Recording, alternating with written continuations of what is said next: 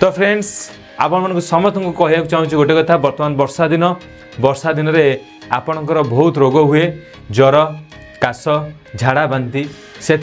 आपण मानक मु गोटे जिनस कहूँ चाहूँगी आपड़ सुस्थ रहा प्रथम सका उठी व्यायाम करूँ प्रत्येक दिन उठी किसी ना कि एक्सरसाइज करूँ जहाद्वारा आप स्वास्थ्य भल रहा निश्चिंत स्वास्थ्य को भल रखे भल खाद्य खातु ता सहित आपण मैंने निश्चिंत भल पा पीयंतु तो से पानी आम जो पानी यूज कर द्वारा आम बॉडी रे बहुत किसी रोग सृष्टि होची कारण ता शुद्धता उपरकू नहीं तो से गोटे जिनस कहे आपण मानू तो कांगेन मेसीन यूज करूँ जहाद्वारा आपण स्वास्थ्य भी भल रहा विषय आप जानना चाहूँ निश्चिंत नेक्स्ट एपिसोड में आपको जनइबी एवं किसी अल्प किसी कहीदे से पानी है आल्कलाइन वाटर जो पानी पीले आप स्वास्थ्य बहुत जिनस रोग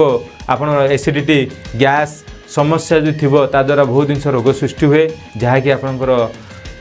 कैंसर भली समस्या को भी बढ़ाए से आपण मैंने समस्ते कांगेन वाटर आल्कलाइन वाटर पानी पीवा चेष्टा करूँ जहाद्वारा आप रोगमुक्त रे